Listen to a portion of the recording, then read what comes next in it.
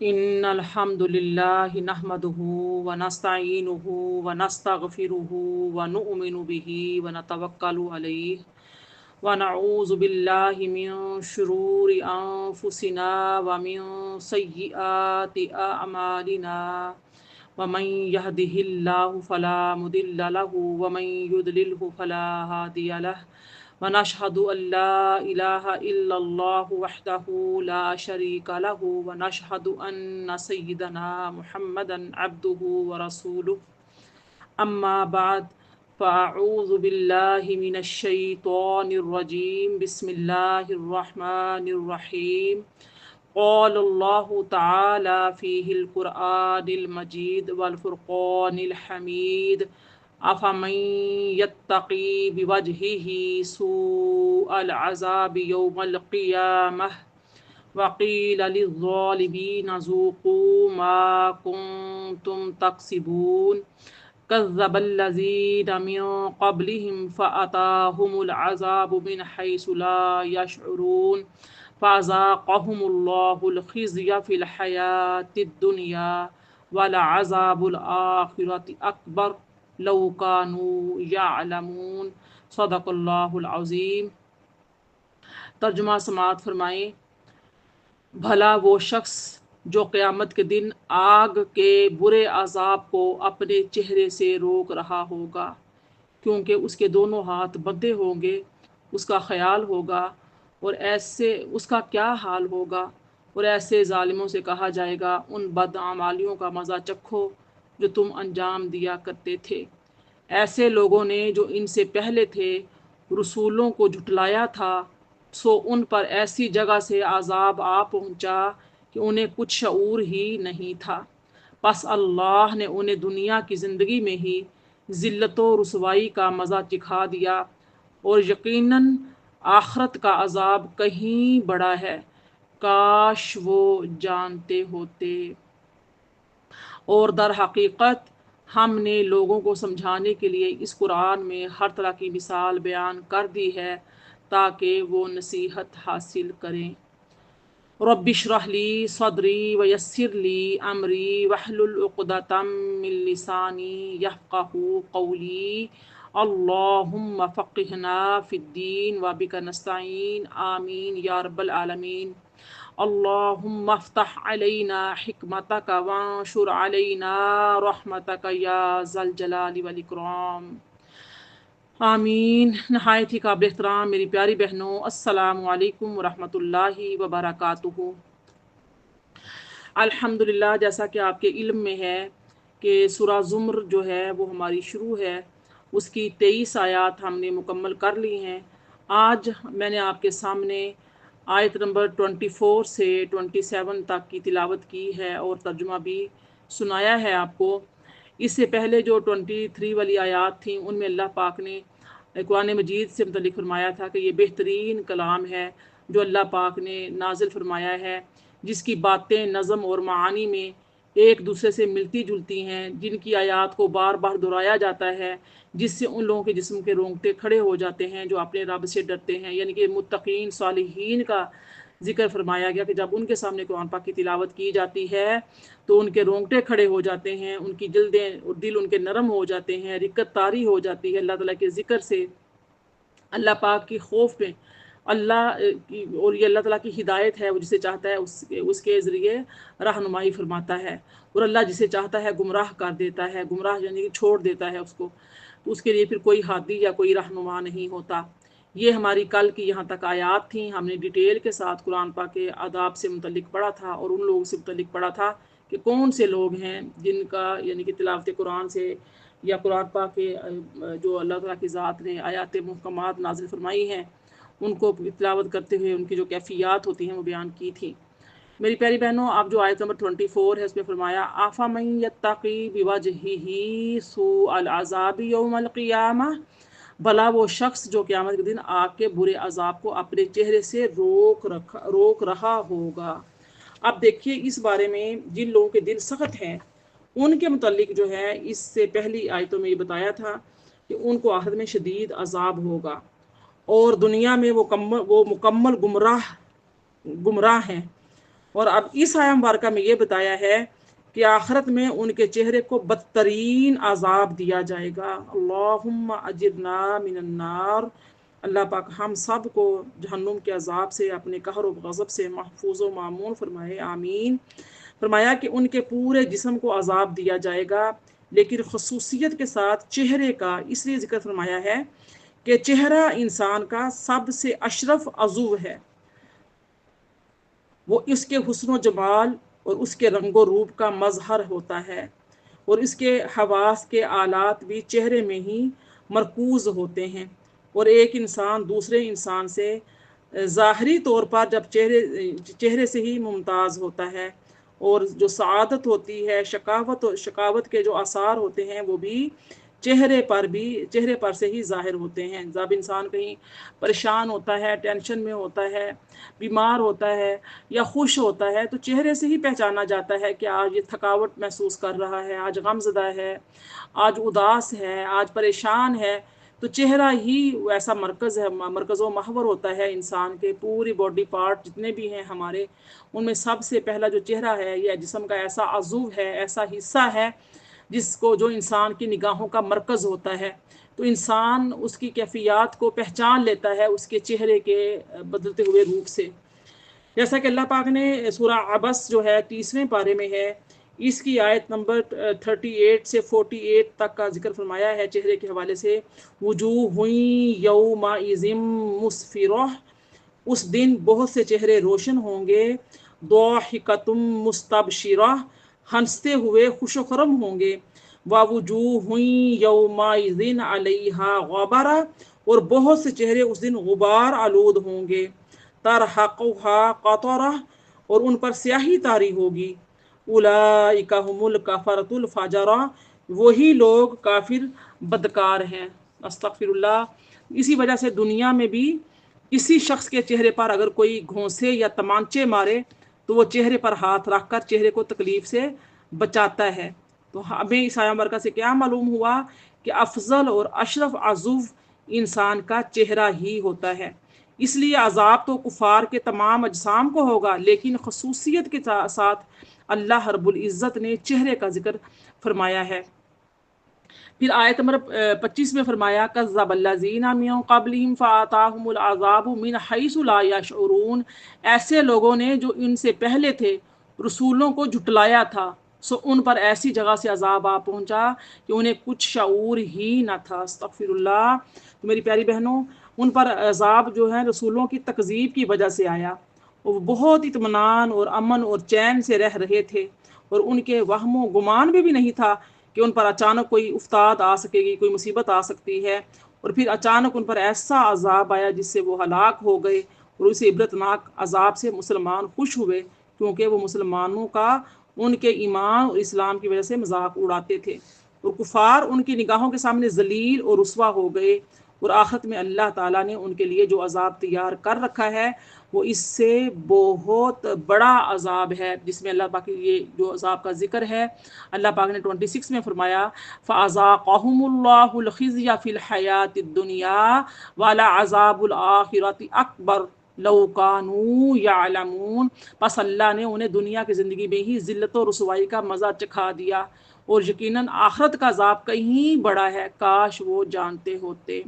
आयत नंबर 27 में फरमाया, 27 में, वलक़द दरबना लिन्नासि फ़ी हाज़ल क़ुरआनि मिन कुल्लि मसलिन लअल्लहुम यतज़क्करून, और दर हकीकत हमने लोगों को समझाने के लिए इस कुरान में हर तरह की मिसाल बयान कर दी है ताकि वो नसीहत हासिल करें। तो मेरी प्यारी बहनों, ये जो आयात हैं ये मेरे और आपके लिए अल्लाह पाक ने नसीहत बनाई है ताकि लोग इसे नसीहत पकड़ें।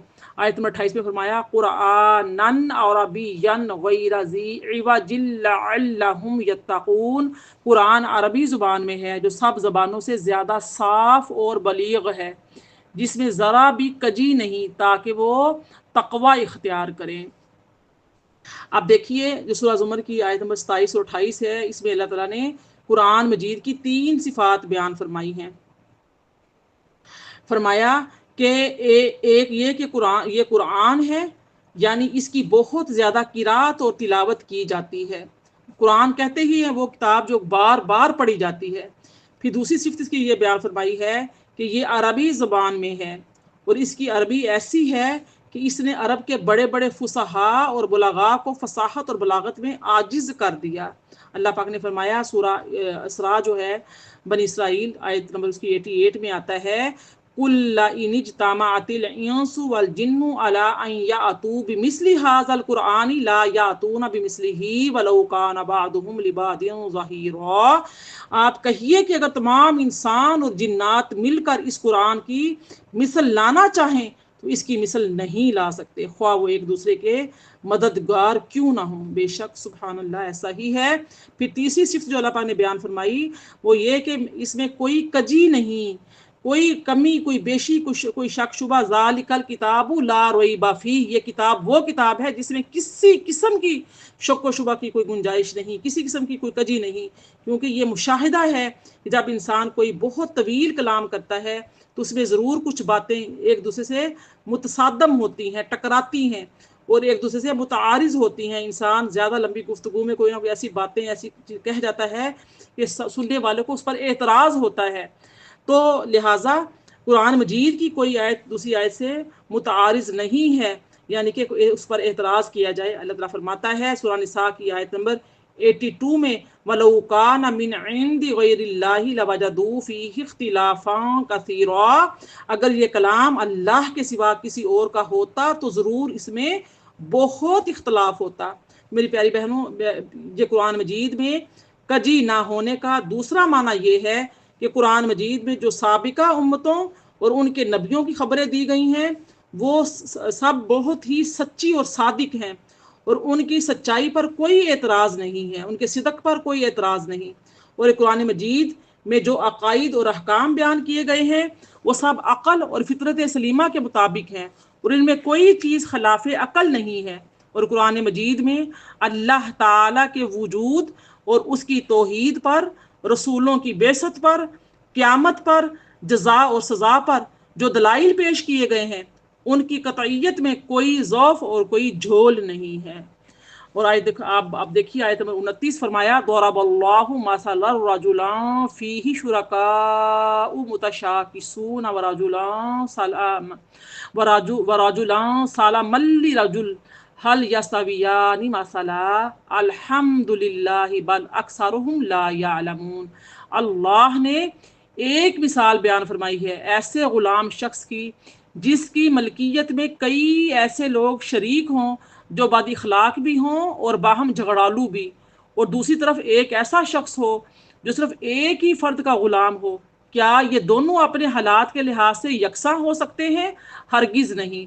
सारी तारीफ़ें अल्लाह ही के लिए हैं, बल्कि उनमें से अक्सर लोग हकीकत तौहीद को नहीं जानते। बहुत अहम आया मुबारका, बहुत ही प्यारी। अल्लाह रब्बुल इज़्ज़त ने इस कुरान पाक में हमें समझाने के लिए एक मिसाल कायम फरमाई है। अल्लाह पाक ने फरमाया कि इस आयत में अल्लाह ने अपनी तौहीद पर एक सादा, आसान और आम फहम दलील बयान फरमाई है। सुभान अल्लाह, कि ये मुशरिकीन ये बताएं कि एक ग़ुलाम के कई मालिक हों, यानी कि एक इंसान है वो कहीं मुलाजमत करता है तो उसके मालिक कई हैं, कई कितने उसके बॉस हैं और उन मालिकों के दरमियान इख्तलाफ और तनाज़े हो, यानी कि आपस में इख्तलाफ यानी कि इत्तफाक इत्तेहाद नहीं है, इख्तलाफ है, बहुत से तनाज़े हैं और हर मालिक उसका मुदई है, मुदा होकर कि वो शख्स उसका ग़ुलाम है और हर मालिक ये कहे कि ये मेरा ग़ुलाम है, ये मेरा ग़ुलाम है, ये मेरा नौकर चाकर है, ये मेरा बंदा है, ये मेरा मुलाजिम है। यानी कई एक ग़ुलाम है, मालिक उसके कई हैं और हर मालिक जो है उस ग़ुलाम को अपनी तरफ खींचता है कि ये मेरा काम करेगा, मेरा काम करेगा, ये मेरा है, ये मेरा है, ये मेरा है। ये मिसाल दी गई है। और उन मालिकों के दरमियान इख्तलाफ भी हो, तनाज़े भी हो, हर मालिक उसका मुद्दई हो कि वो शख्स उसका ग़ुलाम है और हर मालिक उसको अपनी तरफ खींच रहा हो।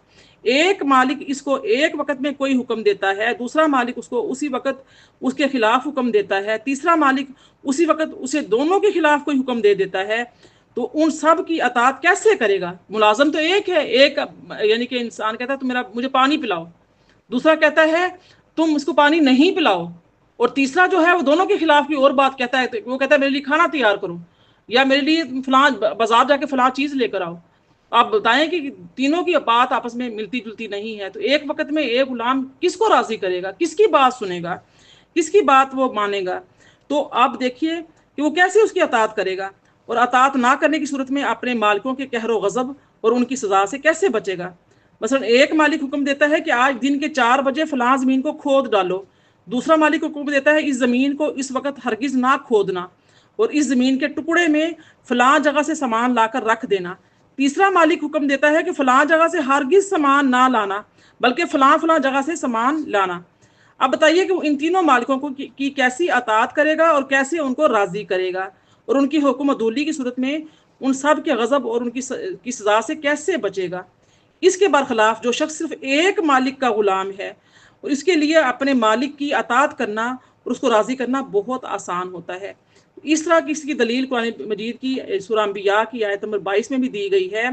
फरमाया लौ काना फीहिमा आलिहतुन इल्लल्लाहु लाफसदता, अगर आसमान और ज़मीन में अल्लाह के सिवा मुतअद्दद इबादत के मुस्तहिक होते तो आसमान और ज़मीन फासिद हो जाते। बेशक यानी मुतअद्दिद खुदाओं के तनाज़े और उनकी बाहमी कशाकश की वजह से इब्तदान आसमान और ज़मीन में जो ज़मीन थे वो वजूद में ही ना आ सकते। मत्तखज़ल्लाहु मिन वलदिन व मा काना मअहु मिन इलाहिन इज़ा लज़हब कुल्लु इलाहिन बिमा खलक़ व लअला बअदुहुम अला बअद सुब्हानल्लाहि अम्मा यसिफून। सूरह मोमिनून की आयत नंबर 91 में आता है कि अल्लाह ने किसी को बेटा नहीं बनाया और ना उसके साथ कोई और इबादत का मुस्तहिक है। फरमाया कि वरना हर खुदा अपनी मखलूक को अलग ले जाता और ज़रूर उनमें से हर एक दूसरे पर चढ़ाई करता। अल्लाह इन चीज़ों से पाक है जो मुशरिकीन उनसे उनके मुतल्लिक बयान करते हैं। मेरी प्यारी बहनों, अब यहाँ पर तो हमारी 29 आयात जो हैं वो मुकम्मल होती हैं। अब जो आया मुबारका 30 से आगाज़ हो रहा है, बहुत बहुत अहम आया मुबारका है। आप सब ने इसको बहुत ही फोकस करके सुनना है। ये हमारे अकीदे की बात है और हमारे ईमान की बात है। इसमें ज़िक्र जो मौत का आया है, मौत अंबिया की, शुहदा की और एक मुझ जैसे आम इंसान की। फरमाया इन्नका मय्यितुन व इन्नहुम मय्यितून, ए हबीब मुकर्रम सल्लल्लाहु अलैहि व आलिहि वसल्लम, बेशक आपको तो मौत सिर्फ जायका चखने के लिए आनी है और वो यकीनन दायमी हलाकत के लिए मुर्दा हो जाएंगे। कौन? कुफार। फिर दोनों मौतों का फ़र्क देखने वाला होगा। आप देखिए जिस तरह आयत 29 में दी गई मिसाल के मुताबिक दो अफराद के हवाल कतन बराबर नहीं होंगे, इसी तरह इशाद फरमाया गया है कि हुजूर नबी अकरम सल्लल्लाहु अलैहि वसल्लम की वफ़ात और दूसरों की मौत भी हरगिज़ बराबर या मुमासिल नहीं हो सकती, मिसाल नहीं दी जा सकती एक आम इंसान की मौत की और नबी करीम सल्लल्लाहु अलैहि वसल्लम या दीगर अंबिया कराम की मौत की मिसाल बराबर नहीं। जैसे एक इंसान, एक मुलाजिम के कई आका हैं, एक गुलाम है उसके कितने आका हैं और एक गुलाम ऐसा है जिसका एक ही मालिक है, एक ही आका है। जैसे वो मिसाल दी गई है, इसी में यहाँ पर जो मिसाल दी गई है इसको हमने अच्छे तरीके से समझना है कि अंबिया कराम की जो ज़िंदगी है कब्रों में कैसी होती है। और क्योंकि ये हमारी अकीदे की बात है, हमारे मसलक की बात है, हमारे ईमान की बात है, इसको लेकर बहुत सी फसाद बर्पा होते हैं, बहुत सी गलतफहमियाँ पाई जाती हैं, बहुत सा उम्मत में बिगाड़ पैदा किया गया है, किया जा रहा है। इसको हमने अच्छे तरीके से अहादीस की रोशनी में समझना है। आप देखिए कि नबी करीम सल्लल्लाहु अलैहि वसल्लम की वफ़ात और दूसरों की मौत भी हरगिज़ बराबर या मुमासिल नहीं होंगी। दोनों की माहियत और हालत में अजीम फ़र्क होगा। ये मिसाल इसी मकसद के लिए बयान की गई थी कि शान नबूवत का के बाब में हमसरी और बराबरी का गुमान कुलियतन रद्द हो जाए। जैसे एक मालिक का गुलाम सही और सालिम रहा और बहुत से बदखू मालिकों का गुलाम तबाह हाल हुआ, इसी तरह ए हबीब मुकर्रम सल्लल्लाहु अलैहि वसल्लम, आप तो एक ही मालिक के बरगजीदा बंदे और महबूब व मुकर्रब रसूल हैं। सो वो आपके हर हाल में सलामत रखेगा आपको। और ये कुफार बहुत से बुतों और शरीकों की गुलामी में हैं, सो वो उन्हें भी अपनी तरह दायमी हलाकत का शिकार कर देंगे। तो मेरी प्यारी बहनों, आज हम सिर्फ और सिर्फ जो है वो क्या करेंगे, आयत नंबर 30 और 31 को करके यानी कि फोकस इसी पर करेंगे। ज़्यादा हमारा 30 आयत पर होगा फोकस उसके बाद हमारा ये 23वां पारा अल्लाह रब्बुल इज़्ज़त की दी हुई तौफ़ीक़ात से, आप सबकी दुआओं से, आप सबके ताउन से मुकम्मल हो जाएगा। इसको मुकम्मल करने की सआदत हासिल करते हैं। सुम्मा इन्नकुम यौमल क़ियामति इंद रब्बिकुम तख़्तसिमून, बिलाशुबा तुम लोग क़यामत के दिन अपने रब के हुज़ूर बाहिम झगड़ा करोगे। एक गिरोह दूसरे को कहेगा कि हमें मकाम नबुव्वत और शान रिसालत को समझने से तुमने रोका था। वो कहेंगे नहीं, तुम ही बदबख्त और गुमराह थे। तो लिहाजा अल्हम्दुलिल्लाह हमारा ये 23वां पारा अल्लाह पाक की दी हुई तौफीक से आयत नंबर 31 पर मुकम्मल होता है। अब हम इस आया मुबारका को अच्छे तरीके से समझेंगे और अपने ईमान को, अपने अक़ीदे को बिल्कुल दुरुस्त करेंगे। अब यहाँ अगर ये जो आया मुबारका है, इसमें फरमाया कि बेशक आप पर मौत आनी है और बेशक ये भी मरने वाले हैं, तो अगर ये एतराज़ किया जाए कि कुरान मजीद ने हमारे नबी सल्लल्लाहु अलैहि वसल्लम और कुफ़ार दोनों की मौत बयान की है और दोनों जगह मौत का एक जैसा सीगा इस्तेमाल फरमाया है। क्या फरमाया? फरमाया कि मय्यितूना, यानी कि मय्यितुन व इन्नहुम मय्यितून, दोनों जगहों पे सीगा क्या है? मय्यत का है। तो फरमाया कि तो फिर तो रसूलुल्लाह सल्लल्लाहु अलैहि वसल्लम को जिंदा और कुफार को मुर्दा क्यों कहते हैं? यानी कि ये अकीदा है ना, ये कहते हैं कि वो जब नबी पाक सल्लल्लाहु अलैहि वसल्लम, अल्लाह पाक फरमा रहा है कि मय्यत का लफ्ज़, अल्लाह पाक मौत का जिक्र, मरने का जिक्र फरमा रहा है और खिताब नबी करीम सल्लल्लाहु अलैहि वसल्लम से फरमा रहा है, तो फिर आप कैसे कहते हो नबी करीम सल्लल्लाहु अलैहि वसल्लम जो है ना वो अपनी कब्र में जिंदा हैं? इसका जवाब ये है कि इन्नका मय्यितुन में जो मय्यत का लफ्ज़ आया है ये नकीरा है और इन्नहुम मय्यितूना में भी मय्यत जो है वो नकीरा है।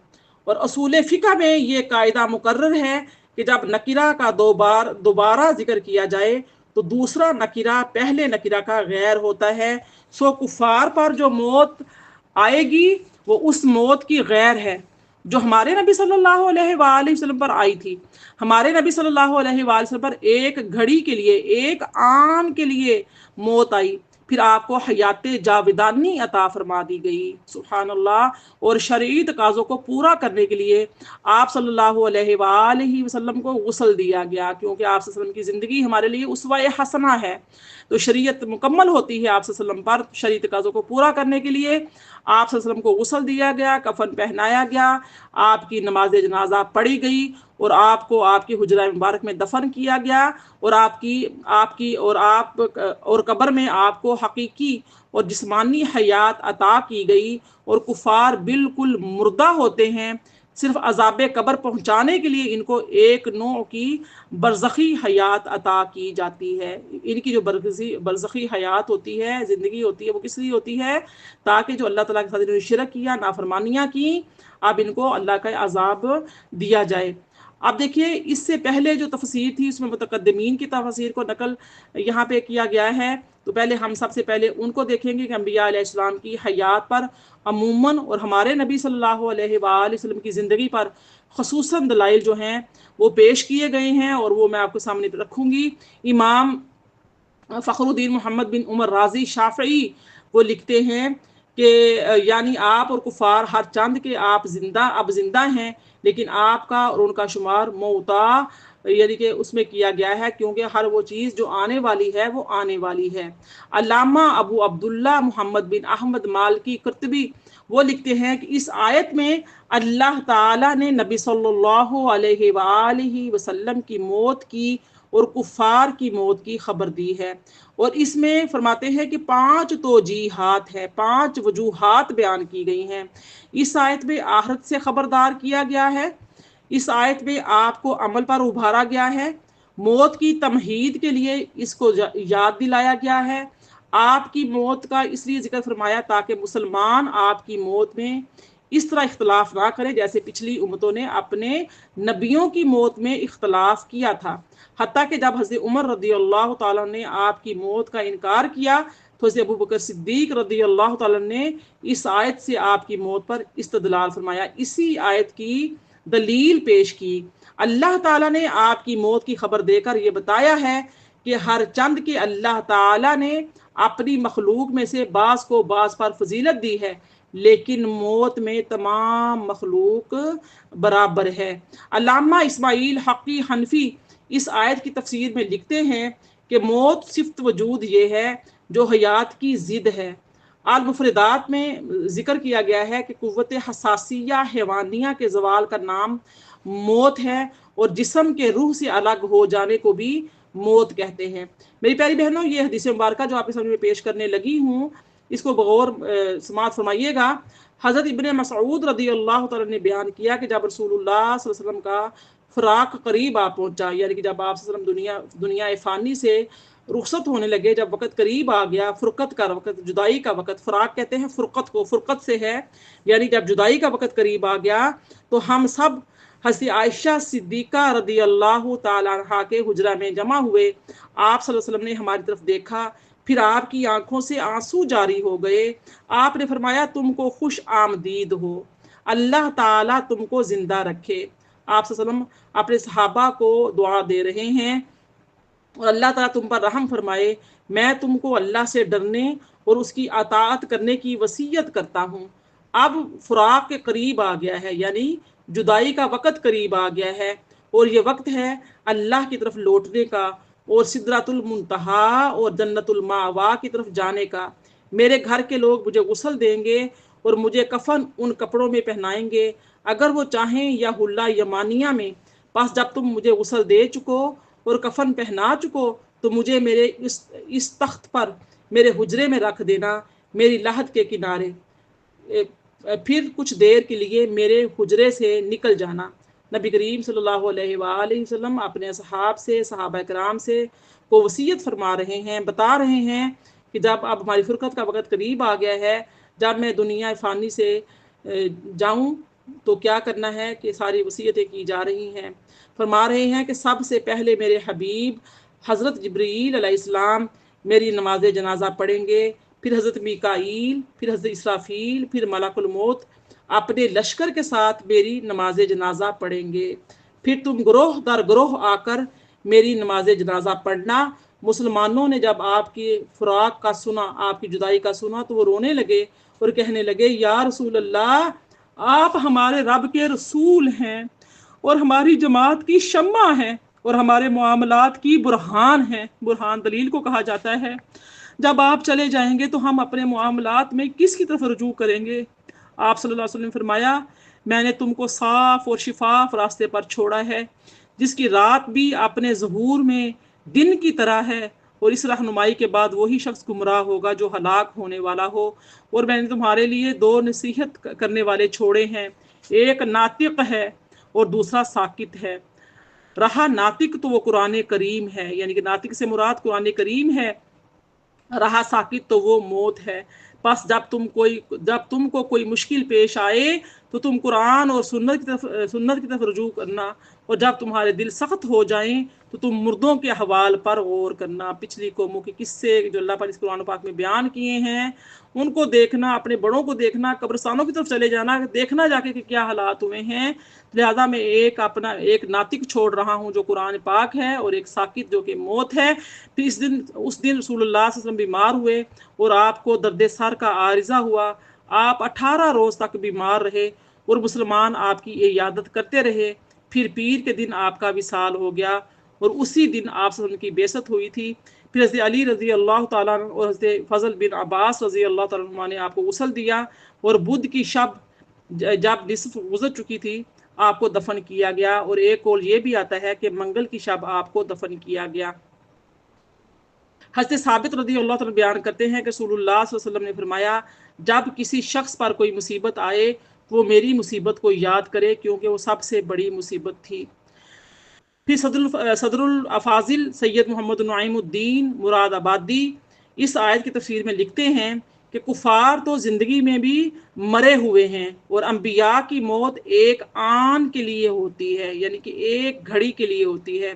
फिर उन्हें हयात अता फरमाई जाती है। हयात ज़िंदगी को कहा जाता है, और इस पर बहुत सी शरी बुरहाने कायम हैं। फरमाते हैं कि बहुत सी शरी दलाइल मौजूद हैं। मुफ्ती अहमद यार खान इस आयत की तफसीर में लिखते हैं कि हकीकतन एक आन के लिए, ना कि हमेशा के लिए, वरना कुरान करीम शुहदा के बारे में फरमाता है, बल अहयाउम वलाकिन ला तशऊरून। ख्याल रहे कि मौत की दो सूरतें हैं, रूह का जिस्म से अलग होना और रूह का जिस्म में तसर्रुफ छोड़ देना, परवरिश ख़त्म कर देना। जिस्म में तसर्रुफ छोड़ना क्या है? जैसे हम ग़िज़ा खाते हैं, हमें लगती है, हम मोटे होते हैं, पतले होते हैं, दुबले होते हैं, कभी वो ग़िज़ा जो है हमारे लिए बाज़ दफ़ा नुकसान का बायस बनती है, हमारी तबीयत में नासाज़ी पैदा होती है, तबीयत ख़राब होती है, कभी तबीयत अच्छी होती है, हम अपने आप को हेल्दी फ़ील करते हैं, अच्छा फ़ील करते हैं। जैसे खुराक का जिसम पे असर होता है। फरमाते हैं कि 2 सूरतें होती हैं मौत की, रूह का जिस्म से अलग होना और रूह का जिस्म में तसर्रुफ़ छोड़ देना, परवरिश ख़त्म कर देना। अंबिया की मौत पहले मानी में है। पहला मानी क्या है कि जिस्म का रूह से अलग होना, यानी ख़ुरूज रूह अनिल जिस्म और अवाम की मौत से पहले दूसरे दोनों माना में है। लिहाज़ा नबी की रूह जिस्म से अलहदा हो जाती है। यानी कि पहला माना क्या है, रूह का जिस्म से अलग होना। दूसरी सूरत क्या है कि जिस्म का तसर्रुफ़ छोड़ देना। जो आम इंसान की मौत है उसमें क्या होता है, जिस्म आहिस्ता-आहिस्ता ख़त्म हो जाता है। ये आम इंसान मुझ जैसे गुनहगार बंदों की मौत की बात है। लेकिन जो अंबिया की है, शुहदा की मौत की बात अलग है। उनके मौत जब आती है तो सिर्फ़ जिस्म से रूह को जुदा किया जाता है। ठीक है? तो अब इसके बारे में फरमा रहे हैं कि जिस बिना पर उनको यानी कि मौत जो है, लिहाज़ा नबी की रूह जिस्म से अलहदा हो जाती है, जिस बिना पर उनका दफ़न, कफ़न वग़ैरह सब कुछ होता है। मगर उनकी रूह उनके जिस्म की परवरिश करती है, इसीलिए उनके जिस्म गलते नहीं हैं, ज़ायरीन को पहचानते हैं, उनको सलाम सुनते हैं, उनकी फ़रियाद रसी और मुश्किल कुशाई करते हैं। अब देखिए रसूलुल्लाह सल्लल्लाहु अलैहि वसल्लम पर एक आन के लिए मौत आई है, ये जो हदीस में ज़िक्र आया है। इसकी जो तकरीर है वो इस तरह है कि हर मोमिन की रूह उसके जिस्म से एक कलील वक़्त, थोड़े वक़्त के लिए निकाली जाती है। फिर उसकी रूह को इल्लियीन की तरफ ले जाया जाता है। फिर हुक्म दिया जाता है कि इसकी रूह को फिर उसके जिस्म में दाखिल कर दो। सो उसकी रूह को उसके जिस्म में दाखिल कर दिया जाता है और यूं हर मोमिन को कब्र में बरज़खी हयात हासिल होती है। हर मोमिन की बात हो रही है। और नबी करीम सल्लल्लाहु अलैहि वसल्लम चूँकि सैयदुल मुरसलीन हैं, तो उनकी रूह को अक़्लुल क़लील वक़्त के लिए आपके जिस्म मुकर्रम से निकाला गया था और इसे बहुत कम वक़्त को आन से तबीर किया जाता है। बहुत सा कम वक़्त था और आपको आपके मर्तबा के लिहाज से फिर जिस्मानी हयात अता कर दी गई थी और हर मोमिन की रूह को कलील वक़्त के लिए यानी कि बहुत थोड़े वक़्त के लिए निकालने पर दलील है। और यह हदीस मुबारका इमाम अहमद बिन हम्बल अपनी सनद के साथ रिवायत करते हैं। हज़रत बर्रा बिन आज़िब रज़ियल्लाहु तआला अन्हु बयान करते हैं कि हम एक अंसारी के जनाजे में नबी सल्लल्लाहु अलैहि वसल्लम के साथ गए। हम कब्र तक पहुँचे तो उसकी लहद बनाई जा रही थी। बस रसूलुल्लाह सल्लल्लाहु अलैहि वसल्लम बैठ गए और हम भी आपके गिर्द इस तरह बैठ गए गोया कि हमारे सरों पर परिंदे हैं। ये अदब इतना था नबी वसल्लम का कि यानी कि इस कदर आप सहाबा कराम बाअदब होकर बैठे हुए थे जैसे सरों पर परिंदे होंगे। और सहाबा कराम का यही अंदाज़ हर महफ़िल में ज़िक्र किया गया है। जब भी मजलिस होती थी नबी वसल्लम की मजलिस में सहाबा कराम मौजूद होते थे तो ऐसे ही बाअदब होकर बैठते थे जैसे सरों पर परिंदे बैठे हुए हों। तो वही ज़िक्र कर रहे हैं कि आपके हाथ में एक लकड़ी थी नबी वसल्लम के हाथ में, जिससे आप ज़मीन को करीद रहे थे। आपने अपना सर उठाकर फरमाया, अज़ाब कब्र से अल्लाह की पनाह तलब करो। ये आपने 2 या 3 बार फरमाया, यानी कि बार-बार इन्हीं लफ़ाज़ की तकरार फरमा रहे थे कि अज़ाब कब्र से अल्लाह की पनाह तलब करो। इसके बाद आपने फरमाया, जब मुसलमान बंदा दुनिया से आखिरत की तरफ रवाना होता है तो उसके पास आसमान से फरिश्ते नाजिल होते हैं। उनके चेहरे आफताब की तरह यानी कि सूरज की तरह सफ़ेद होते हैं और उनके पास जन्नत के कफनों में से एक कफन होता है और जन्नत की खुशबू में से एक खुशबू होती है। हत्ता कि वो मुंतहाए बसर कहा जाता है जहाँ तक इंसान की आंख पहुँचती है। मुंतहाए बसर तक बैठ जाते हैं कौन? फरिश्ते। फिर मलकुल मौत अलैहिस्सलाम आते हैं, हत्ता कि वो उसके सरहाने आकर बैठ जाते हैं।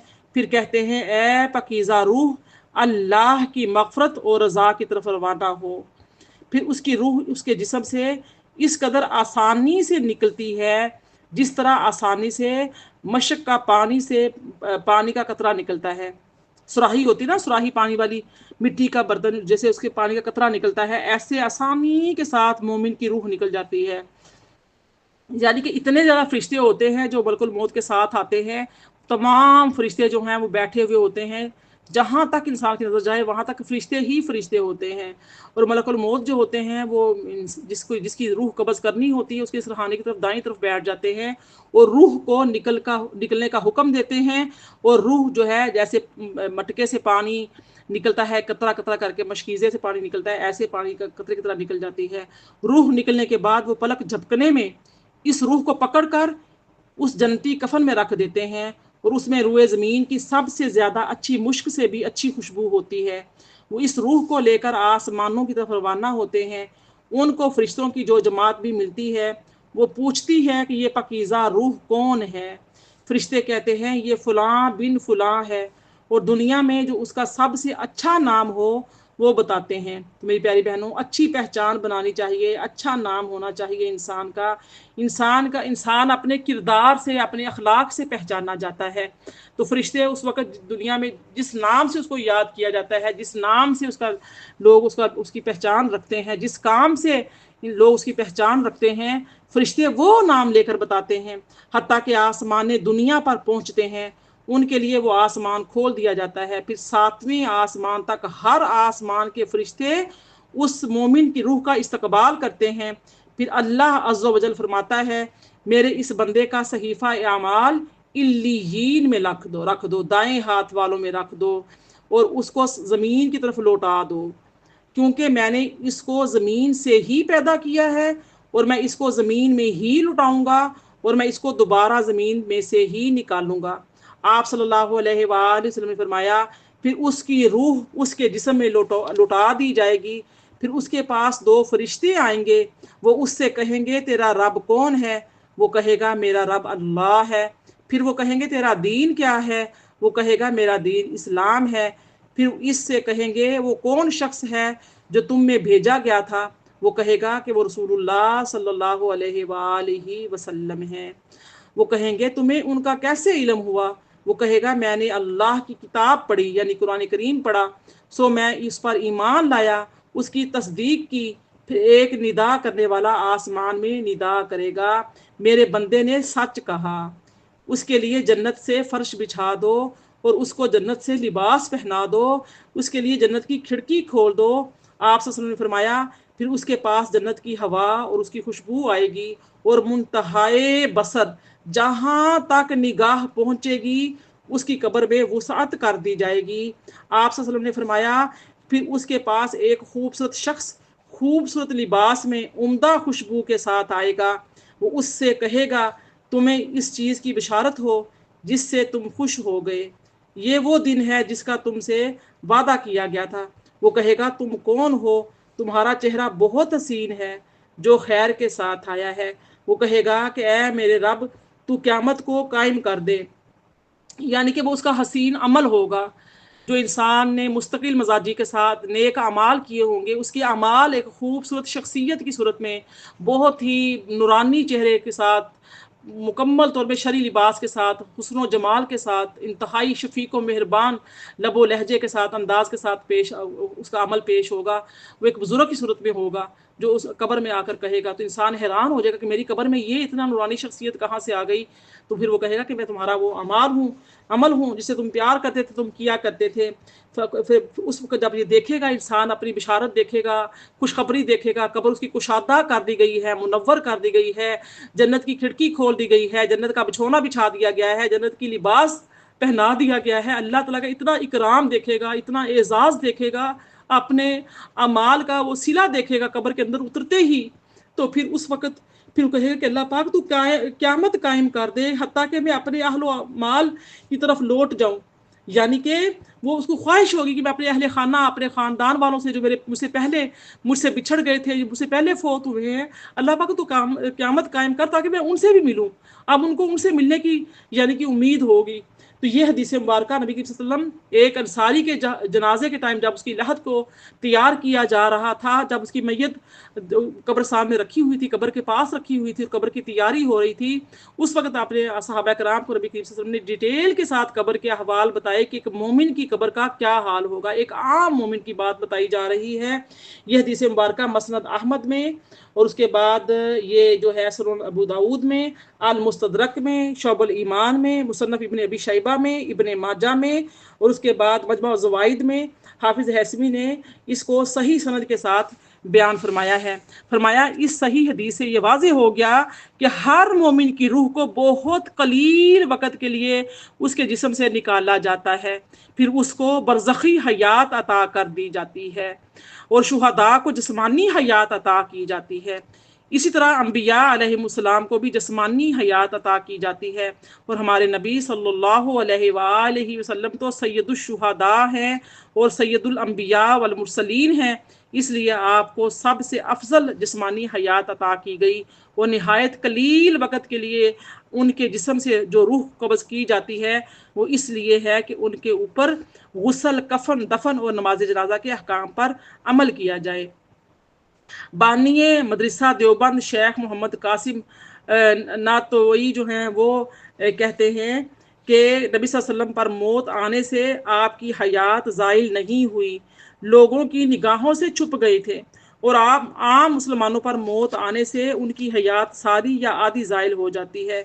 इसके बाद मैं नबी सल्लल्लाहु अलैहि वसल्लम की हयात पर अहदीस, आसार और अक़वाल उलमा से दलाइल पेश करूँगी और फिर नबी सल्लल्लाहु अलैहि वसल्लम के नमाज जनाजा और नमाज जनाजा के बाद दुआ के सबूत को भी तफसील से बयान करूँगी। आप देखिए कि इमाम अबू याला ने अपनी सनद में और इमाम बहकी ने किताब हयातुल अंबिया में हज़रत अनस रज़ी अल्लाह तआला से रिवायत किया है कि नबी सल्लल्लाहु अलैहि वसल्लम ने फरमाया अम्बिया अपनी कब्रों में ज़िंदा हैं और नमाज पढ़ रहे हैं। मसनद अबू याला हयातुल अंबिया लिल बहकी और हदीस सहिया लिल्लबानी में, मजवा ज़वाइद में और मतालिबुल आलिया और तारीख़ दिमिश्क कबीर में और दारुल हयात रास में अरबी बैरूत में ये जो हदीस मुबारक है अनस की, इन तमाम कुतुब अहादीस में जो मोतबर अहादीस मानी जाती हैं उनमें हदीस मुबारक रकम की गई है। क्या हदीस है? जैसे अनस फरमाते हैं कि नबी सल्लल्लाहु अलैहि वसल्लम ने फरमाया कि अम्बिया अपनी कब्रों में ज़िंदा हैं और नमाज पढ़ रहे हैं। अबू नईम ने हुलिया में रिवायत किया है कि साबित बनानी ने हमीदुत तवील से पूछा क्या तुम्हें ये इल्म है कि अम्बिया के सिवा भी कोई अपनी कब्रों में नमाज पढ़ता है? उन्होंने कहा कि नहीं। इमाम अबू दाऊद और इमाम बहकी ने हज़रत औस बिन औस सक़फ़ी रज़ी अल्लाह तआला से रिवायत किया है कि नबी सल्लल्लाहु अलैहि वसल्लम ने फरमाया तुम्हारे तमाम दिनों में सबसे अफजल जुमे का दिन है, तुम इस दिन में मुझ पर बकसरत सलात पढ़ा करो क्योंकि तुम्हारी सलात यानी कि दुरूद शरीफ मुझ पर पेश की जाती हैं। सहाबा ने कहा या रसूल अल्लाह आप पर भी हमारी सलात यानी दुरूद पाक पेश किया जाएगा, हालांकि आपकी हड्डियां बोसीदा हो चुकी होंगी। तो नबी करीम सल्लल्लाहु अलैहि वसल्लम ने फरमाया अल्लाह ताला ने ज़मीन पर अम्बिया अलैहिमुस्सलाम के अजसाम के खाने को हराम कर दिया है। ये हदीस मुबारक सुनन अबू दाऊद में, सुनन निसाई में, सुनन इब्ने माजा में, मसनद अहमद में, सुनन कुबरा लिल बहकी में और मुस्तदरक में, कंजुल ईमान में, अल बिदाया व निहाया में, दारुल फ़क्र बैरूत में, सुनन इब्ने माजा और अल बिदाया व निहाया में यानी कि जिक्र किया गया है कि अल्लाह का बाद हदीस में ये भी जिक्र किया गया है कि अल्लाह का नबी जिंदा होता है और उसको रिज़्क दिया जाता है। ये हदीस मुबारक के अल्फाज सुनन इब्ने माजा में और अल बिदाया में रकम किए गए हैं। हज़रत अबू हुरैरा रज़ियल्लाहु अन्हु बयान करते हैं कि रसूलुल्लाह ने फरमाया जिसने मेरी कब्र के पास दुरूद पढ़ा उसको मैं खुद सुनता हूँ और जिसने मुझ पर दूर से दुरूद पढ़ा वो मुझे पहुँचा दिया जाता है। मेरी प्यारी बहनों, इस हदीस मुबारक का ये मतलब नहीं है कि आप दूर से खुद सुन नहीं सकते, क्योंकि ये भी हदीस में है कि कोई शख्स कहीं से भी दुरूद पढ़े उसकी आवाज़ मुझ तक पहुँचती है और फरिश्ते का दुरूद पहुँचाना आपके या दुरूद के एजाज़ व इकराम के लिए है, जैसे फरिश्ते अल्लाह ताला के पास आमाल पहुँचाते हैं। हालांकि अल्लाह रब्बुल इज़्ज़त हमारे हर अमल से वाकिफ़ है, हमारी शय रग से भी ज़्यादा, इतना करीब कि हम सोच भी नहीं सकते। अल्लाह पाक समीउन है, अल्लाह पाक बसीरुन है, अल्लाह पाक खबीरुन है, अल्लाह पाक अलीमुन है और अल्लाह पाक का ये समी और बसीर और अलीम होना अल्लाह पाक का ज़ाती है, किसी का अदा करदा नहीं है। तो अल्लाह पाक ने फिर भी फरिश्ते मुकर्रर कर रखे हैं जो 2 वक़्त हर रोज़ आते हैं। सुबह के अमाल फजर की नमाज के वक़्त आते हैं, असर तक हमारे साथ रहते हैं, फिर असर वाले जो फजर वाले फरिश्ते हैं असर के टाइम चले जाते हैं और असर वाले फरिश्ते नए आते हैं, फिर वो सुबह फजर तक हमारे साथ रहते हैं और हमारे तमाम अमाल की खबर जाकर अल्लाह पाक को देते हैं। अल्लाह पाक पूछता है कहाँ से आए हो मेरे बंदे को, तूने किस हाल में देखा?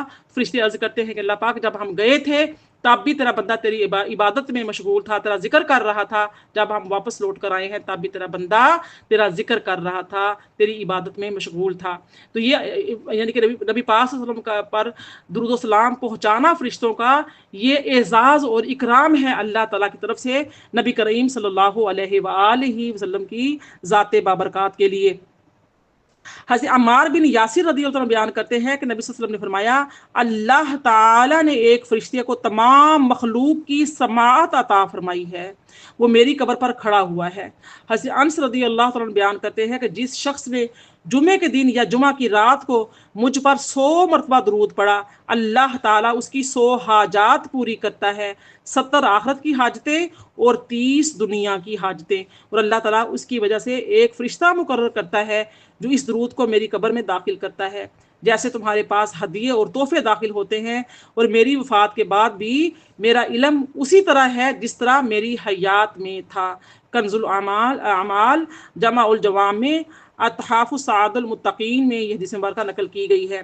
हज़रत अनस रज़ियल्लाहु अन्हु बयान करते हैं कि रसूलुल्लाह ने फरमाया, अम्बिया अलैहिमुस्सलाम को 40 रातों के बाद उनकी कब्रों में नहीं छोड़ा जाता, लेकिन वो अल्लाह सुब्हान तआला के सामने नमाज पढ़ते हैं हत्ता के सूर में फूंका जाए। फिर हज़रत अबू हुरैरा फरमाते हैं कि मैंने रसूलुल्लाह को ये फरमाते हुए सुना है, उस ज़ात की कसम जिसके कब्ज़ा कुदरत में अबुल कासिम की जान है। ये कुन्नियत है नबी करीम सल्लल्लाहु अलैहि वसल्लम की। तो आप देखिए हदीस मुबारक कौन बयान कर रहा है, ऐसे अबू हुरैरा बयान कर रहे हैं।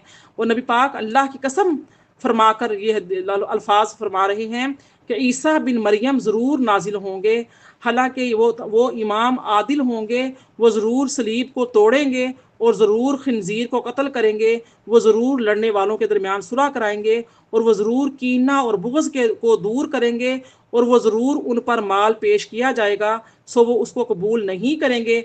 फिर अगर वो मेरी कब्र पर खड़े होकर पुकारेंगे या मुहम्मद, तो मैं उनको ज़रूर जवाब दूंगा।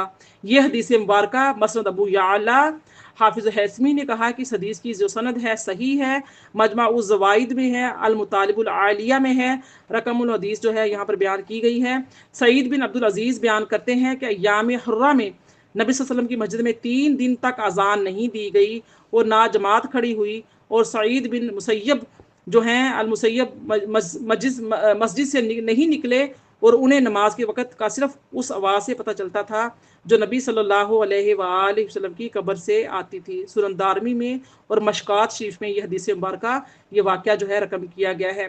हाफ़िज़ सयूती फरमाते हैं कि यह हदीस नबी सल्लल्लाहु अलैहि वसल्लम की हयात पर दलालत करती हैं और बाकी अम्बिया अलैहिस्सलाम की हयात पर भी दलालत करती हैं। और अल्लाह रब्बुल इज़्ज़त ने सूरह आल इमरान की आयत नंबर 169 में फरमाया, वला तहसबन्नल्लज़ीना कुतिलू फ़ी सबीलिल्लाहि अमवाता बल अहयाउन इंद रब्बिहिम युरज़क़ून। और जो लोग अल्लाह की राह में शहीद किए गए हैं उनको मुर्दा गुमान मत करो, बल्कि वो जिंदा हैं, उनको उनके रब के पास से रोज़ी दी जाती है। मेरी प्यारी बहनों, और जब शुहदा जिंदा हैं तो अम्बिया अलैहिमुस्सलाम जो उनसे बहुत अफजल और अजल हैं वो बतरीके ऊला जिंदा हैं, और बहुत कम कोई नबी ऐसा होगा जिसमें वस्फ़ शहादत ना हो, लिहाजा शुहदा की हयात के अमूम में वो भी दाखिल है। हज़रत इब्न मसऊद रज़ियल्लाहु तआला अन्हु बयान करते हैं कि अगर मैं 9 बार ये कसम खाऊं कि नबी सल्लल्लाहु अलैहि वसल्लम को कत्ल किया गया, तो मेरे नज़दीक इससे बेहतर ये है कि मैं एक बार कसम खाऊं कि आपको कत्ल नहीं किया गया। इसकी वजह यह है कि अल्लाह ताला ने आपको नबी बनाया और शहीद बनाया है। मसनद अबू याला, मजमा उज़ ज़वाइद, मसनद अहमद, अल मुस्तदरक, जामे उल मसानीद, सुनन मसनद इब्ने मसऊद में ये हदीस मुबारक रकम की गई है। हज़रत आयशा सिद्दीक़ा रज़ियल्लाहु तआला बयान करती हैं, बहुत काबिल गौर हदीस मुबारक है कि जिस बीमारी में नबी सल्लल्लाहु अलैहि वसल्लम के वफ़ात पा गए थे उसमें आप फरमा रहे थे कि आयशा, मैं हमेशा इस खाने के दर्द को महसूस करता करता रहा हूँ जो मैंने खैबर में खाया था। यानी कि जो खाना खैबर में लाया गया था, दिया गया था, आपने ये वाक़या पढ़ा होगा, मुख्तसर करूँगी, उसमें जहर मिला हुआ था। तो नबी करीम सल्लल्लाहु अलैहि वसल्लम दुनिया फ़ानी से रुखसत होते वक्त हज़रत आयशा सिद्दीक़ा को फरमा रहे थे कि मैंने हमेशा उस खाने की दर्द को, उस तकलीफ़ को मैंने महसूस किया है जिसमें ज़हर मिलाया हुआ था, और उसी ज़हर की वजह से अब मेरी रगे हयात के मुनक़ते होने का वक्त आ गया है। ज़िंदगी की रग जो है मेरी कट रही है, उस खाने के ज़हर का असर हो गया है। तो लिहाजा ये सही बुखारी में हदीस मुबारक है, जामिउल मसानीद में है, और सुनन मसनद से आयशा सिद्दीक़ा रज़ियल्लाहु अन्हा की सनद के साथ ये हदीस मुबारक रवायत की गई है। तो लिहाजा आप सल्लल्लाहु अलैहि वसल्लम शहीद हैं, तो लिहाजा अल्लाह पाक ने फरमाया कि शहीद ज़िंदा होते हैं। हाफ़िज़ सयूती फरमाते हैं, पास कुरान मजीद की सरीह इबादत से या मफ़हूम मुवाफ़िक से ये साबित हो गया कि नबी सल्लल्लाहु अलैहि वसल्लम अपनी कब्र में ज़िंदा हैं। इमाम बहकी ने किताबुल एतक़ाद में कहा है कि अंबिया अलैहिस्सलाम की रूहों को कब्ज़ करने के बाद उनके रूहों को लौटा दिया जाता है, बस वो अपने रब के सामने शुहदा की तरह ज़िंदा होती हैं। मेरी प्यारी बहनों, आप देखिए कि अल्लामा अबू अब्दुल्ला कर्तबी ने अपने शेख अहमद बिन उमर कर्तबी से नकल करके कहा है कि मौत अदम महज नहीं है, वो सिर्फ एक हाल है, एक हाल से दूसरे हाल की तरफ मुंतकिल होना है। कि अल्लाह पाक अगर मौत तारी ना करे तो कोई भी इंसान अपने किसी भी प्यारे को अल्लाह के हवाले ना करे। ये अल्लाह पाक का निज़ाम है, अल्लाह पाक का सिस्टम है। अल्लाह पाक ने मौत को मख्फी रखा हुआ है, और जब मौत आती है तो जिस्म से रूह जब निकाल ली जाती है तो फिर उसके जो प्यारे हैं, चाहने वाले हैं, वो इंसान को ज़्यादा देर तक नहीं रख सकते, क्यों फिर वो दफन करते हैं, तदफीन तकफीन का मरहला। तो लिहाजा एक हाल से दूसरे हाल की तरफ मुंतकिल करने का नाम है। इसकी दलील ये है कि शुहदा अपने कत्ल होने और अपनी मौत के बाद ज़िंदा होते हैं, और वो खुश व खरम होते हैं, और ये दुनिया में ज़िंदों की सिफ़त है। और जब शुहदा को हयात हासिल है तो अम्बिया अलैहिस्सलाम तो उनसे ज़्यादा हयात के हकदार हैं। और सही हदीस में है कि ज़मीन अम्बिया अलैहिस्सलाम के अजसाम को नहीं खाती, और मेराज की शब नबी सल्लल्लाहु अलैहि वसल्लम तमाम अम्बिया अलैहिस्सलाम के साथ मस्जिद अक्सा में जमा हुए, और आपने हज़रत मूसा अलैहिस्सलाम को कब्र में खड़े हुए नमाज पढ़ते हुए देखा। और नबी सल्लल्लाहु अलैहि वसल्लम ने यह खबर भी दी कि जो शख्स भी आपको सलाम करता है, आप उसके सलाम का जवाब देते हैं। इसके अलावा और हदीस भी हैं, और इन तमाम हदीस का मजमुए से यह कतई यकीन हासिल होता है कि अम्बिया अलैहिस्सलाम की मौत का ये माना है कि वो हमारी नज़रों से गायब हैं, हर चंद के वो ज़िंदा हैं और मौजूद हैं, और उनका हाल फरिश्तों की तरह है, वो भी ज़िंदा और मौजूद हैं, और हमारी नौ इंसानी में से कोई शख्स उनको नहीं देखता माँ सिवा औलिया अल्लाह के, जिनको अल्लाह ताला ने करामत के साथ मखसूस किया है। ये मतबूआ दारुल बुखारी शरीफ में रकम किया गया है। अल्लामा अबू अब्दुल्ला मोहम्मद बिन अबी बकर कर्तबी के शेख अल्लामा अबुल अब्बास अहमद बिन उमर कर्तबी लिखते हैं, और उनकी ये मज़कूरा सदर इबारत अल मफ़हम शरह मुस्लिम में मतबूआ दारैन इब्न कसीर बैरूत में मौजूद है। इसके बाद हाफिज़ सयूती लिखते हैं कि हमारे असहाब में से मुतकल्लिमीन और मुतहक्किकीन ये कहते हैं कि हमारे नबी सल्लल्लाहु अलैहि वसल्लम अपनी वफ़ात के बाद ज़िंदा हैं, और आप अपनी उम्मत की इबादत से खुश होते हैं और उनके गुनाहों से नाखुश होते हैं, और आपकी उम्मत में से जो शख्स आप पर दरूद पढ़ता है, आप उसको सुनते हैं, और अम्बिया अलैहिमुस्सलाम का जिस्म बोसीदा नहीं होता, और ज़मीन इसमें से किसी चीज़ को नहीं खाती। और हमारे नबी सल्लल्लाहु अलैहि वसल्लम ने मेराज की शब हज़रत मूसा को अपनी कब्र में नमाज पढ़ते हुए देखा, और आपने पहले आसमान में हज़रत आदम को, दूसरे आसमान में हज़रत ईसा और हज़रत याहिया को, और तीसरे आसमान में हज़रत यूसुफ को, और चौथे आसमान में हज़रत इदरीस को, और पाँचवें आसमान में हज़रत हारून को, और छठे आसमान पर हज़रत मूसा को, और सातवें आसमान पर हज़रत इब्राहीम अलैहिस्सलाम को देखा। सही मुस्लिम में यह हदीस मुबारका रकम की गई है। इन वजूह से हमारे लिए ये कहना सही है कि नबी करीम सल्लल्लाहु अलैहि वसल्लम भी अपनी वफ़ात के बाद ज़िंदा हैं, और असहाब ने जो ये कहा है कि आप अपनी उम्मत की इबादत से खुश होते हैं और उनकी गुनाहों से रंजीदा होते हैं, इसकी असल जो हदीस मुबारका ये है, बकर बिन अब्दुल्ला रिवायत करते हैं कि रसूलुल्लाह सल्लल्लाहु अलैहि वसल्लम ने फरमाया, मेरी ज़िंदगी तुम्हारे लिए बेहतर है, और तुम बातें करते हो, और तुम्हारे लिए हदीस बयान की जाती है। जब सहाबा कराम सवाल करते थे, आका करीम सल्लल्लाहु अलैहि वसल्लम जब उन सवालों का जवाब देते थे, तो वो जवाब जो है वो हदीस बन जाता था। और जब मैं वफ़ात पा जाऊँगा तो मेरी वफ़ात तुम्हारे लिए बेहतर होगी, मुझ पर तुम्हारे आमाल पेश किए जाएंगे। जब मैं नेक अमल देखता हूँ तो अल्लाह ताला की हम्द करता हूँ, और जब बुरा अमल देखता हूँ तो तुम्हारे लिए इस्तिग़फ़ार करता हूँ। अल्लाह पाक आप सबकी इस्तिग़फ़ार में हमारी भी मग़फ़िरत फरमाए। हमारे लिए भी दुआएं शामिल फरमा दें।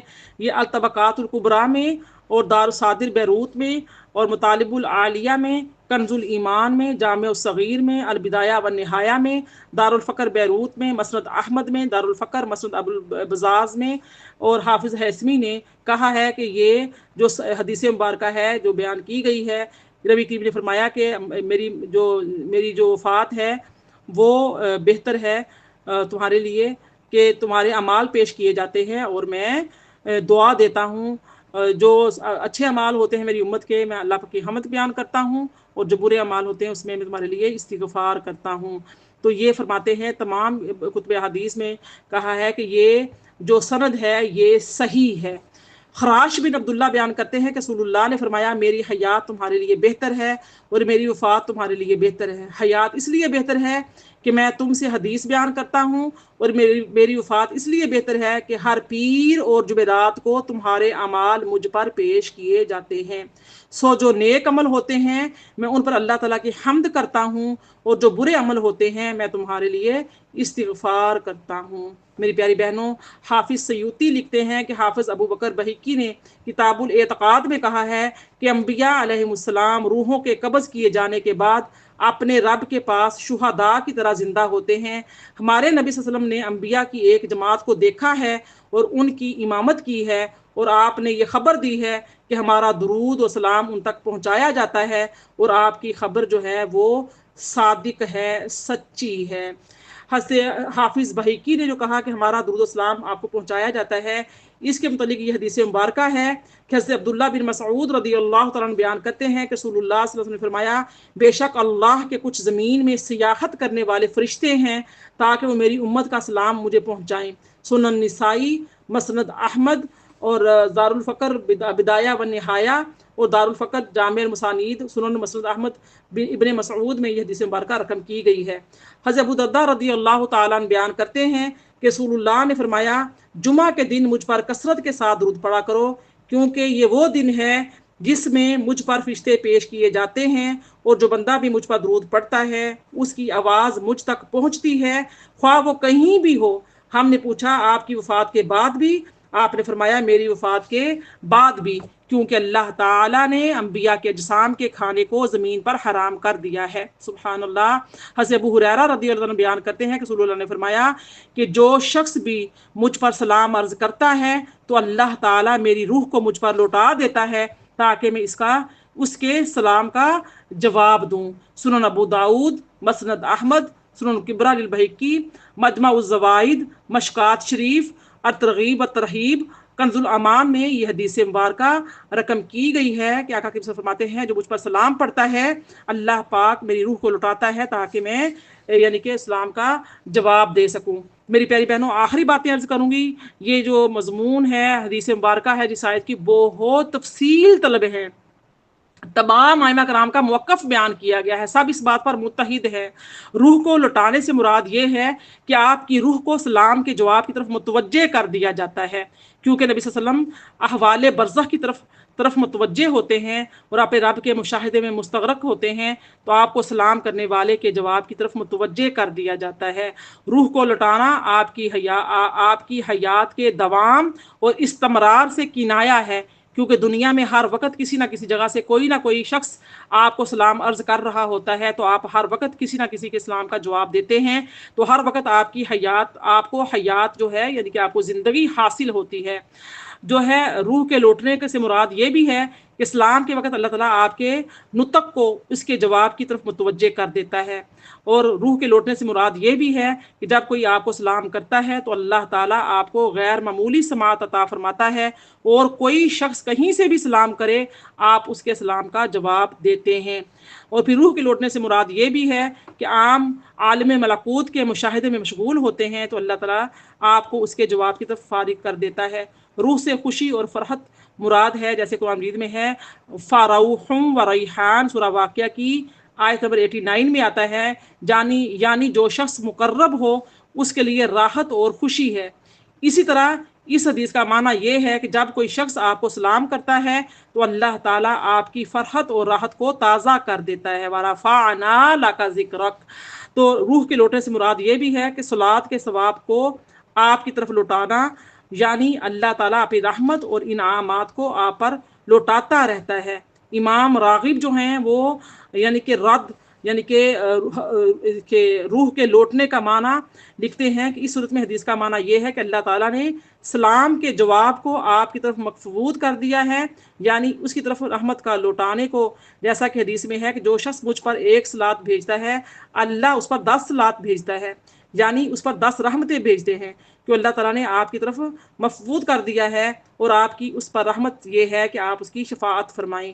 रूह से मुराद वो रहमत है जो नबी सल्लल्लाहु अलैहि वसल्लम के दिल में आपकी उम्मत के लिए है, यानी आपको आपकी इस रहमत की तरफ मुतवज्जे कर देना है।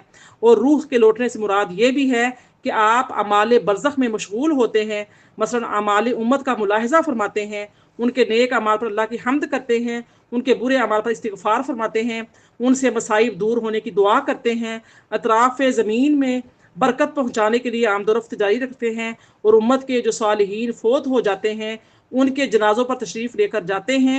ये तमाम अमूर अशगाल बरज़ख से हैं जो हदीस सहिया से साबित है। तो अल्लाह ताला आपको उन अशगाल बरज़ख यानी कि मशगूल बरज़ख से हटाकर सलाम के जवाब देने की तरफ मुतवज्जे करता है। हाफ़िज़ सयूती की तरतीब से इस जवाबों का नंबर 10 है।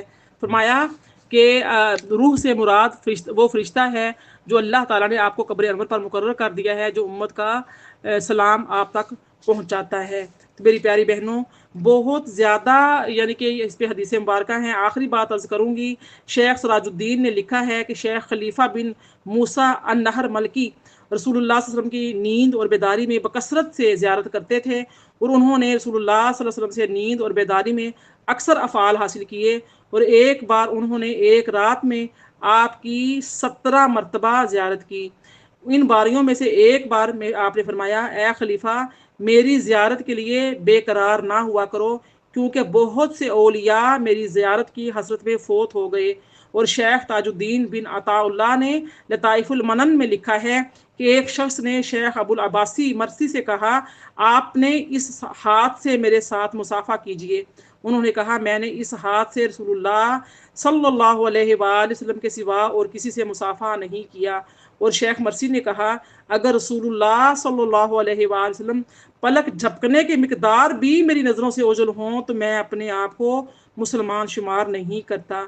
इस कौल की मिसल और भी बहुत से औलिया मनकूल करते हैं। बकसरत मुतकद्दिमीन मुताखिरीन से मनकूल है कि उन्होंने रसूलुल्लाह सल्लल्लाहु अलैहि वसल्लम की नींद में ज़ियारत की और इसके बाद बेदारी में ज़ियारत की और उन्होंने इस हदीस की तस्दीक की और जिन चीज़ों के मुतल्लिक वो तशवीश थे जो उनको तशवीश थी, उन्होंने रसूलुल्लाह सल्लल्लाहु अलैहि वसल्लम की उन चीज़ों के मुतल्लिक सवाल किया तो रसूलुल्लाह ने उनको वो मसाला इस तरह बयान किया जिस तरह उनकी तशवीश थी और परेशानी दूर हो गई। तो अल्लामा सयूती ने नबी सल्लल्लाहु अलैहि वसल्लम की रोयत के सिलसिले में यानी कि ख्वाब में इस सिलसिले में तमाम अहादीस आसार और नकूल जिक्र करने के बाद लिखा है कि खुलासा ये है कि नबी सल्लल्लाहु अलैहि वसल्लम अपने जिस्म और रूह के साथ जिंदा हैं और आप अतराफ़ अर्ज़ में जब चाहें यानी कि चारों तरफ ज़मीन पर अतराफ़ अर्ज़ में जब चाहें जहाँ चाहें तसर्रुफ़ करते हैं और तशरीफ़ ले जाते हैं और आलम मलाकूत में आप अपनी इस उसी हैयत के साथ हैं जिस हैयत में आप वफ़ात से पहले थे। इसमें कोई तब्दीली नहीं हुई और आप आँखों से इसी तरह गायब हैं जिस तरह फरिश्ते गायब हैं, हालांकि वो अपने अजसाम के साथ ज़िंदा हैं। और जब अल्लाह ताला किसी शख्स के एज़ाज़ और इकराम का इरादा फरमाता है तो उसके और नबी सल्लल्लाहु अलैहि वसल्लम के दरमियान जो हिजाबात हैं, जो पर्दे हैं, उनको उठा देता है। वो नबी सल्लल्लाहु अलैहि वसल्लम को इसी हैयत पर देखता है। इससे कोई चीज़ माने नहीं है और जिसमें मिसाली की तखसीस का कोई बाइस नहीं है। तो अल्लामा सयूती रहमतुल्लाह अलैह तमाम अम्बिया अलैहिस्सलाम के मुतालिक यही मौक़िफ़ है। उन्होंने कहा कि अम्बिया अलैहिस्सलाम ज़िंदा हैं और वफ़ात के बाद उनकी रूहें लौटा दी गई हैं और उनकी कब्रों से निकलें और तमाम अलवी और सिफली मलाकूत में तसर्रुफ़ करने की इजाज़त दी गई है। अपने मौक़िफ़ पर अल्लामा सयूती ने बकसरत अहादीस से इस्तिशहाद किया है। बाद अज़ा ये भी है कि इमाम इब्न हिब्बान ने अपनी तारीख़ में, इमाम तिबरानी ने मोजबल कबीर में और इमाम अबू नईम ने हुलिया में हज़रत अनस रज़ियल्लाहु तआला अन्हु से रिवायत किया है कि हर नबी फ़ौत होने के बाद सिर्फ 40 दिन तक अपनी कब्र में रहता है। इमाम अब्दुल रज़्ज़ाक़ ने सईद बिन अल मुसय्यब से रिवायत किया है कि कोई नबी फ़ौत होने के बाद 40 दिन से ज़्यादा कब्र में नहीं रहता। इमामुल हरमैन ने निहाया में और अल्लामा राफ़ई ने इसी की शरह में लिखा है कि नबी सल्लल्लाहु अलैहि वसल्लम ने फरमाया कि मैं अपने रब के नज़दीक इससे ज़्यादा मुकर्रम हूँ कि मुझे 3 दिन के बाद भी कब्र में रखे। इमामुल हरमैन ने कहा है, ये भी मरवी है कि 2 दिन से ज़्यादा कब्र में रखे। अल्लामा सयूती का मौक़िफ़ है कि अंबिया अलैहिस्सलाम कब्रों में नहीं होते, आलम मलाकूत में होते हैं। जिन हदीस से अल्लामा सयूती ने इस्तदलाल किया है, यानी कि दलील ली है, अल्लामा इब्न जोज़ी ने इसके मौजू करार दिया है।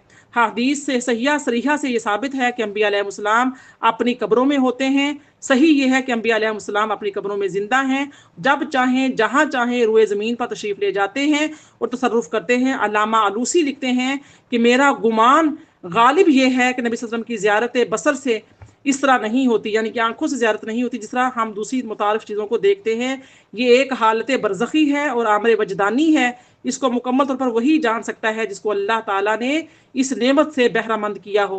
और चूंकि ये रोयत, यानी कि रोयत कहते हैं ख्वाब को, रोयत बसरी यानी कि आंखों से देखने की बहुत ज़्यादा मुतशाबे होती है, इसलिए देखने वाला ये गुमान करता है कि उसने अपनी आंखों से इस तरह देखा है जैसे कि वो मुतारिफ चीज़ें देखता है। हालांकि ऐसा नहीं है, ये रोयत कल्बी है जो रोयत बसरी से बहुत ज़्यादा मुशाबे होती है। जो शख्स नबी सल्लल्लाहु अलैहि वसल्लम की ज़ियारत करता है, या तो वो आपकी रूह को देखता है या सूरत मुरैया यानी इंसानी पैकर में ज़ाहिर होती है। इस रूह का ताल्लुक आपके जिस्म अतहर के साथ कायम रहता है जो आपकी कब्र अनवर में मौजूद है। जैसा कि हज़रत जिब्राईल अलैहिस्सलाम हज़रत दाहिया कल्बी रदी अल्लाह तआला की सूरत में या किसी और सूरत में आते थे, इसके बावजूद जो सिदरतुल मुंतहा पर भी मौजूद होते थे। या ज़ियारत करने वाला शख्स नबी सल्लल्लाहु अलैहि वसल्लम के जिस्म मिसाली को देखता है, जिसके साथ नबी सल्लल्लाहु अलैहि वसल्लम के साथ रूह मुक़द्दस भी मुतअल्लिक़ होती है। मेरी प्यारी बहनों, ये बहुत यानी कि तफसील तलब है। इंशाअल्लाह ताला इसकी जो है डिटेल इंशाअल्लाह ताला फिर पढ़ेंगे।